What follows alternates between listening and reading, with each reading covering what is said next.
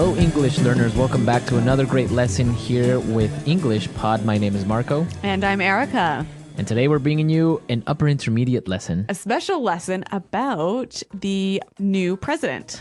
Right. It's been a hot topic in the U.S. The new president-elect, President Obama. Yes. So today we're bringing you something that you might see at his inaugural address. That's true. So, Marco, can you explain this word, inaugural address?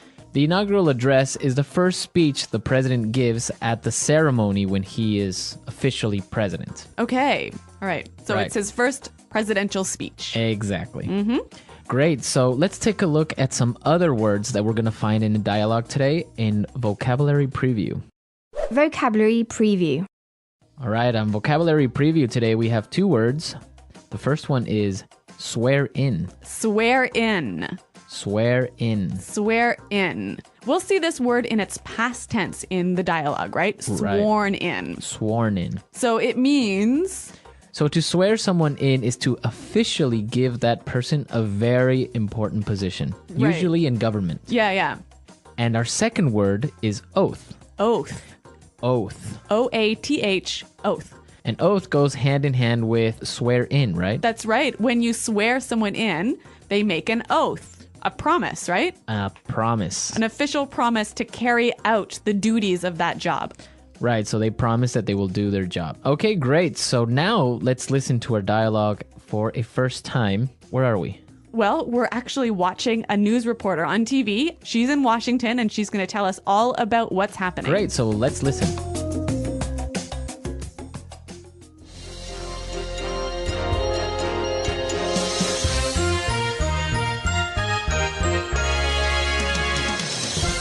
This is Madeline Wright for BCC News, reporting live from Washington, D.C., where very shortly the new president will deliver his inaugural address.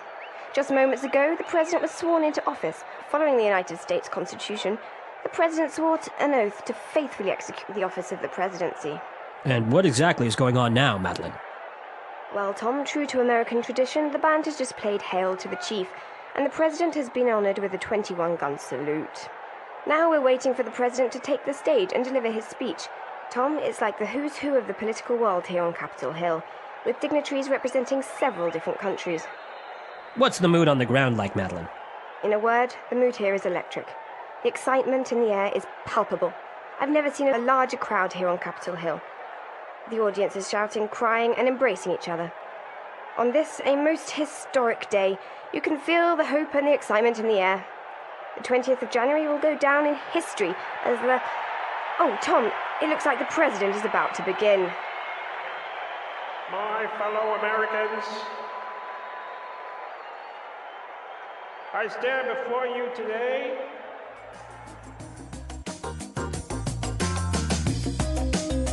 Okay, some technical problems at the inaugural address. Yeah, I certainly hope this doesn't happen. Well, if it does, you heard it first at English Pod. Predictors of the future here. Okay, let's take a look at language takeaway. Language takeaway.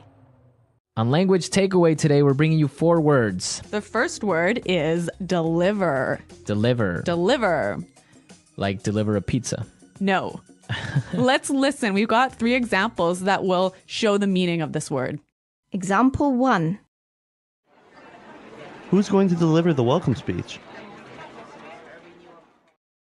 Example 2. I've been asked to deliver a presentation on the findings of our research project. Example 3.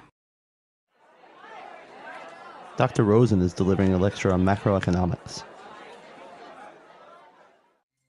Okay, so deliver a speech. Say a speech. To say a speech. Yeah, So you wouldn't say a speech, you would say deliver a speech. exactly. Okay, our second word for language takeaway, the who's who. The who's who. The who's who. So this is a funny expression, hey? It's kind of weird. The who's who is the important people in a particular field, right? Right, so for example, there was a party last night and the who's who of the film industry was there. Whoa, so all the important stars And directors yeah. and all that stuff. Okay. You could also say the funeral was like a who's who of the political world. Okay, so all the important political figures were at this funeral. Exactly. Let's move to our third word.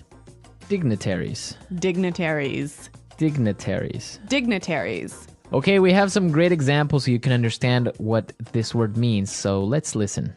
Example 1. Several important dignitaries were present at the opening ceremony, including the President of Brazil, the King of Spain, and the Pope. Example 2. There are going to be a lot of foreign dignitaries at the dinner. So basically, we can understand that dignitaries are really important people, right? Right. Important political or religious figures. I see.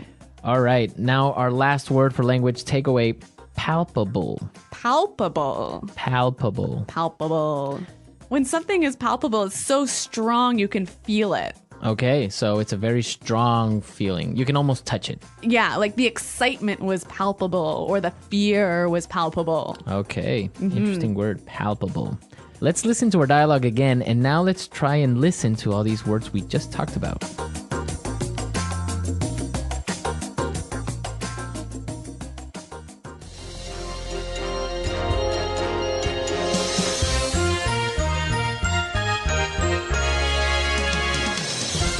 This is Madeline Wright for BCC News, reporting live from Washington, D.C., where very shortly the new president will deliver his inaugural address. Just moments ago, the president was sworn into office. Following the United States Constitution, the president swore an oath to faithfully execute the office of the presidency. And what exactly is going on now, Madeline? Well, Tom, true to American tradition, the band has just played Hail to the Chief, and the president has been honored with a 21-gun salute. Now we're waiting for the president to take the stage and deliver his speech. Tom, it's like the who's who of the political world here on Capitol Hill, with dignitaries representing several different countries. What's the mood on the ground like, Madeline? In a word, the mood here is electric. The excitement in the air is palpable. I've never seen a larger crowd here on Capitol Hill. The audience is shouting, crying, and embracing each other. On this, a most historic day, you can feel the hope and the excitement in the air. The 20th of January will go down in history as the... Oh, Tom, it looks like the president is about to begin. My fellow Americans, I stand before you today. Okay, so if you noticed in our dialogue, we have some really interesting phrases there. Yes. So I think it's time for us to take a look at Fluency Builder. Fluency Builder. On Fluency Builder today, we're going to be looking at 3 phrases that are very interesting because we can change them a little bit and form different patterns. Yeah, so the first phrase we have is in a word. In a word. In a word. In a word. We use this expression when we want to describe something in one word. Right. Pretty simple, hey? It's really simple. Let's look at the pattern. We've got examples of how you could use this phrase. Example 1. In a word, the situation is serious. Example 2. What's it like there? In a word, it's amazing. Okay, so in a word, this podcast is Awesome. amazing. Uh-huh. Okay. Okay, let's look at our second phrase today. Go down in history. Go down in history. Go down in history. So this is a really common phrase. I'm sure you guys have heard it. Yeah, basically something that is really important that everyone will remember for a very long time. Let's look at this pattern with a few examples. Example 1. This is going to go down in history as the worst disaster the world has ever seen. Example 2. He'll go down in history as the best president we've ever had.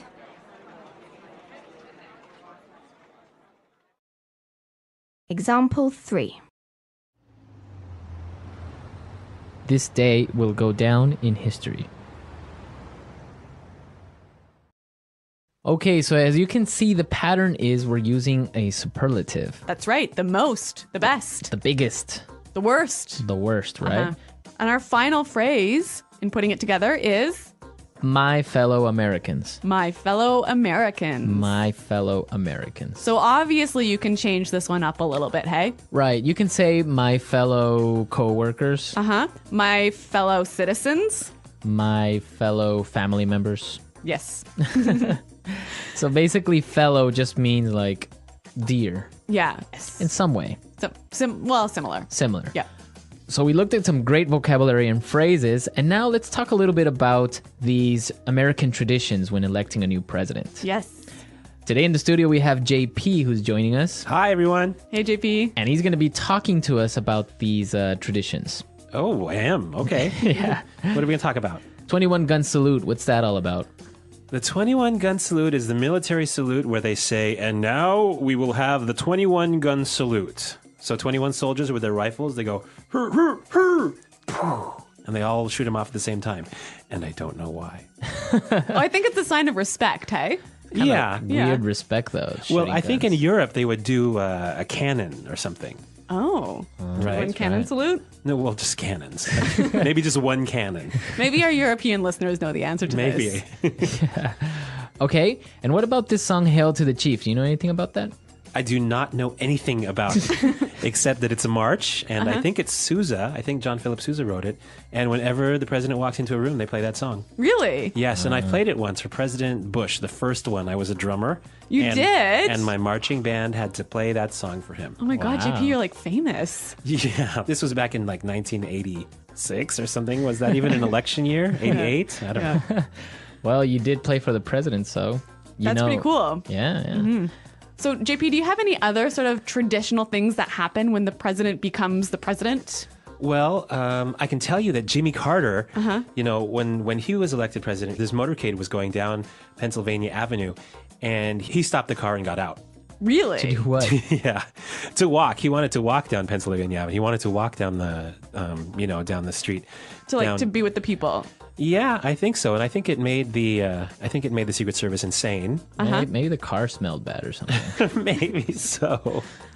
I think that is my memory of it. I might be confusing with The West Wing, but I'm not sure. Too much TV. Yeah, maybe. But when the president walks, it's a big deal. So, JP, do you do anything special for the inauguration ceremony? You know, I always take the day off to watch. You do? I love watching it. I love, I love the swearing in ceremony, the ritual of it, the speech. All right, everyone, we're out of time. I hope you enjoyed this political lesson. And I hope you have a happy inauguration day. Happy inauguration day, everyone. Yeah. Okay.